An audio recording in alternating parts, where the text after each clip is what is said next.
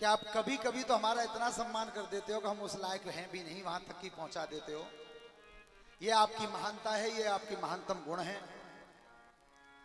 क्योंकि अब हम यहाँ से 5 मिनट बाद मैं यहाँ से जाऊंगा, हमारी छोटी बहन पूनम शास्त्री जी कथा का वर्णन आपके सामने करेंगी।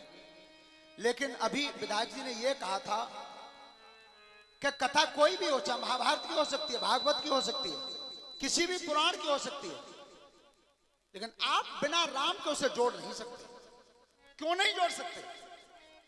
भगवान के नाम तो बहुत हैं, अनेकों नाम हैं, लेकिन आपने देखा राम का ही नाम सबसे ऊपर क्यों है?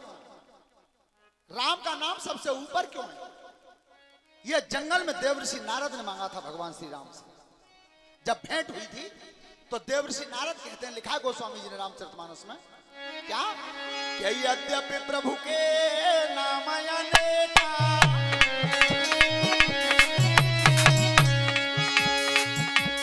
यद्यपि प्रभु के नाम अनेका, श्रुति कहे अधिक एक तेरा।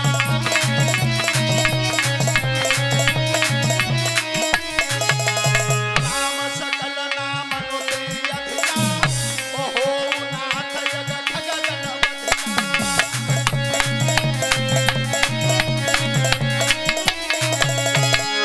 यद्यपि प्रभु के नाम अनेका, और श्रुति, श्रुति कहते हैं वेद से, श्रुति है अधिक एक ते एका प्रभु। वेद इस बात का संकेत करते हैं कि प्रत्येक नाम एक से बढ़ के एक है, लेकिन मेरी ये मांग है कि राम सकल नामनुते अधिका। पाप रूपी पक्षी को मारने के लिए ये राम का नाम सबसे ऊपर, सबसे ऊपर हो। लेकिन आपको ये पता है कि मेरे प्रभु श्री राम का नाम वास कहां करता है? कहां पर वास है उसका? रामचरितमानस में चौपाई तो बहुत हैं, और एक से एक बढ़ के उत्तम है और एक से एक बढ़ के श्रेष्ठ है। पर सबसे ज्यादा उत्तम चौपाई कौन सी है? जहां पर प्रभु राम वास किनके यहां करते हैं? ये लिखा है गोस्वामी जी ने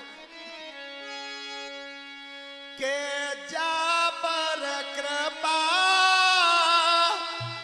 राम की होई,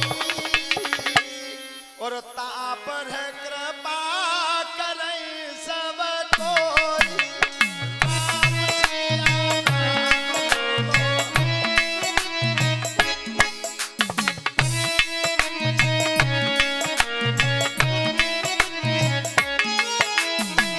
जाकी कपटा संभ नहीं माया, ताकि हृदय बसे रघुराम।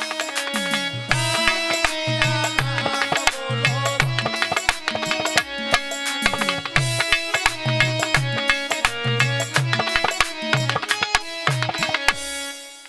परीक्षित जी, जाके कपट दंभ नहीं माया, और ताके हृदय बसे राम वहां निवास करते हैं।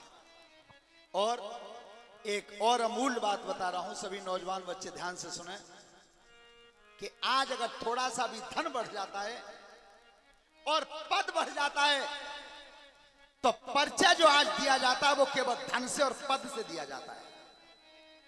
लेकिन ये कहते हैं कि सर राम कथा में का धरो, का जा रहे हो, का मिले हो, का त्या उद्धार हो गए हो, का सिखाते हैं राम कथा? तो राम कथा जी सिखाते हैं कि रामायण में खोल के पढ़ो। राजा दशरथ ने, महाराज दिलीप ने, राजा रघु ने कौन से छाप को बिंडल पियो, कौन सा गुटखा खाओ, काऊ में देख के बताओ। ये सिखाती है रामायण। लेकिन आज पहचान जो दी जाती है वो पद से और धन से दी जाती है। लेकिन आपने देखा है, सबसे उत्तम बात बता रहा हूं, जिस समय सीता मैया अशोक वाटिका में बैठी थी और पवन पुत्र हनुमान गए थे, हनुमान जी, तो सीता ने परिचय पूछा था हनुमान जी से कि तुम कौन हो? विचार करना, अगर वो परिचय बताते तो ये भी बता सकते थे कि मैं वो पवन पुत्र हनुमान हूं जिसने बचपन में सूर को पकड़ लिया, सूर को पकड़ लिया। दूसरा परिचय यह दे देते कि मैं शिवजी का औरस पुत्र हनुमान हूं, और तीसरा परिचय यह दे देते कि 400 को समुद्र कूद के आया हूं, वो हनुमान हूं। एक भी परिचय नहीं दिया। सीता जी ने जब पूछा है तो कितनी अच्छी बात परिचय में बताई है।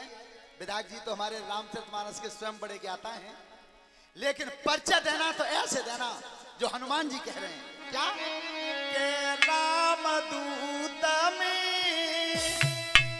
मात जहान की, सत्य शपथ करुणा निधान की।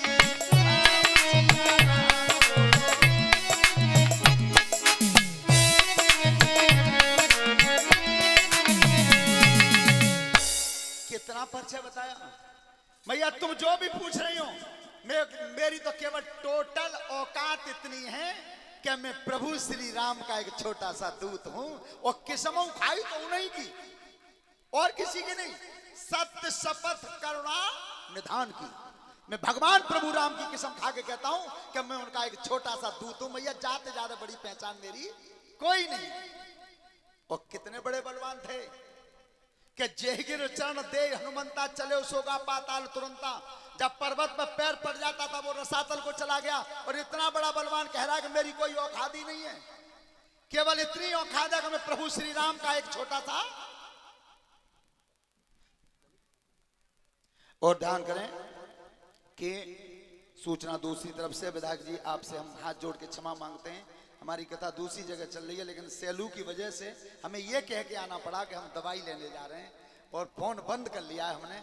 एक कथा के लिए झूठ बोल दिया, उसमें हमारा कोई पाप भी नहीं है। और हमारी छोटी बहन जी से निवेदन है कि पूनम आ जाए और अपनी